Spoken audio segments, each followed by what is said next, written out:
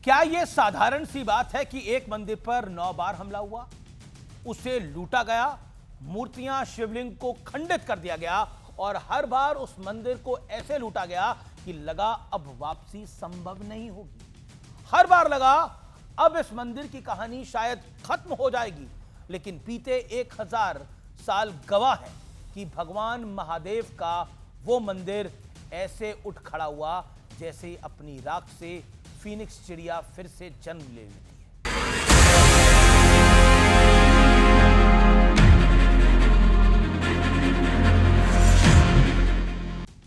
नमस्कार व्यूअर्स, मैं हूं अमीश देवगन। सत्य और तथ्य में आज बात होगी भोलेनाथ के प्रथम ज्योतिर्लिंग सोमनाथ मंदिर और उसके साथ हुई सियासत। लेकिन आजादी के बाद वो कौन था जिसे सोमनाथ डरा रहा था? वो कौन था जो सोमनाथ के लौटते गौरव शानो शौकत से शर्मिंदा था? वो कौन था जो पाकिस्तान तक को ऐसे सफाई दे रहा था जैसे वो खुद को सोमनाथ मंदिर के पुनर्निर्माण से अलग दिखाना चाह रहा था? 5 जनवरी को सत्य और तथ्य में मैंने ये जानकारी मैं दे चुका हूं कि कैसे देश के प्रथम राष्ट्रपति डॉक्टर राजेंद्र प्रसाद को तत्कालीन प्रधानमंत्री पंडित जवाहरलाल नेहरू ने सोमनाथ मंदिर के उद्घाटन में ना जाने को कहा था। पंडित नेहरू सोमनाथ के निर्माण के लिए सरकारी पैसे के इस्तेमाल के भी खिलाफ थे। हालांकि सोमनाथ मंदिर पूरी तरह से चंदे से बना था। अब मैं आपको बीजेपी के उन आरोपों के बारे में बताऊंगा जिनमें दावा किया गया है कि पंडित नेहरू ने सोमनाथ मंदिर के खिलाफ पैन इंडिया मुहिम चलाई थी। बीजेपी ने इस दावे के साथ कुछ दस्तावेज भी आज साझा कर दिए हैं। नोट कीजिए, आरोप है कि पंडित नेहरू ने देश भर के मुख्यमंत्रियों को बाकायदा चिट्ठी लिखी थी। इस चिट्ठी में पंडित नेहरू ने लिखा था कि सोमनाथ मंदिर के उद्घाटन में दुनिया में भारत की छवि पर बुरा असर पड़ेगा। सोमनाथ मंदिर का उद्घाटन भारत की छवि पर असर पड़ेगा।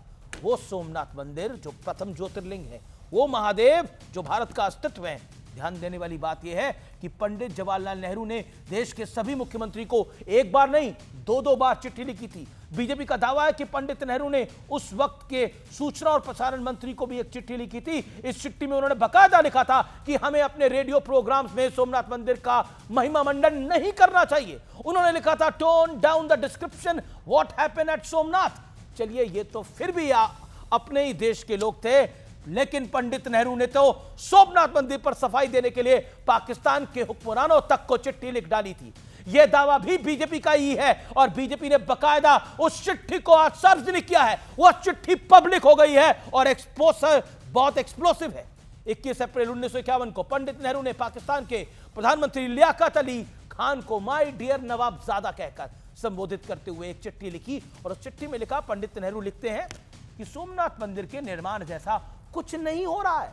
पंडित नेहरू ने लियाकत अली को यह भी कहा, नवाबजादे को सोमनाथ मंदिर से लूटे गए दरवाजों को अफगानिस्तान से लाने की बात भी सरासर गलत है। बीजेपी का दावा है कि कांग्रेस सरकार ने महाराजा रणजीत सिंह पर एक किताब छपवाई थी।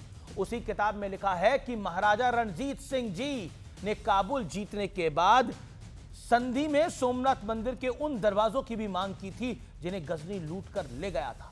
इसके बावजूद पंडित नेहरू की पाकिस्तान को सफाई समझ से आज परे है। दस्तावेजों में एक और चुभने वाली बात है। पंडित नेहरू ने भारतीय दूतावासों को भी एक चिट्ठी लिखी जिसमें कहा गया था कि सोमनाथ ट्रस्ट को किसी भी तरह की सहायता ना दी जाए। सहायता का चंदा तो था ही, लेकिन पंडित नेहरू ने स्पेसिफिकली नदियों के पानी को लेकर भी इसी तरह की हिदायतें दी थी। ये कैसी सेकुलरिज्म था, नेचुरलिटी थी, ये कैसा सेकुलरिज्म है? जबकि उस दौर में के तमाम दस्तावेजों में दावा किया जाता है कि पंडित नेहरू ने सेकुलरिज्म का हवाला देकर राष्ट्रपति राजेंद्र प्रसाद को वहां जाने से रोकने की कोशिश की और यही हवाला देकर उन्होंने सरदार वल्लभ भाई पटेल को सरकारी पैसा ना इस्तेमाल करने की बात भी कही थी। लेकिन नदियों के पानी से कौन सा सेकुलरिज्म खतरे में आ रहा था? अफगानिस्तान से मंदिर के दरवाजे वापस आने से किसे परेशानी हो रही थी? उस पर पाकिस्तान को हमारे प्रधानमंत्री चिट्ठी लिखकर सफाई क्यों दे रहे थे? बीजेपी का दावा है कि पंडित नेहरू ने पाकिस्तान में भारत के राजदूत को भी एक चिट्ठी लिखी थी। इस चिट्ठी में उन्होंने राजदूत को बताया था कि सोमनाथ मंदिर में अभिषेक के लिए उन्होंने सिंधु नदी के पानी के इस्तेमाल को औपचारिक रूप से नामंजूर कर दिया है। सोचिए, लेकिन क्यों? सिंधु नदी, गंगा नदी, गोदावरी, नर्मदा का संबंध किस धर्म के साथ है? क्या शिवलिंग पर इन नदियों का अभिषेक होने से किसी की भावनाएं आहत हो सकती थी, या फिर वोट बैंक को खुश करने का सुनहरा मौका गंवाने का खतरा था? अपनी राय मुझे एक्स पर, यूट्यूब कमेंट्स पर जरूर बताइएगा, इंस्टाग्राम पे जरूर बताइएगा। लेकिन पंडित नेहरू ने यह सब सेकुलरिज्म दिखाने के लिए किया या फिर किसी और चीज के लिए, ये वो जाने और कांग्रेस जाने। लेकिन ये सब सत्य और तथ्य है और प्रामाणिकता के साथ है और डंके की चोट पर है।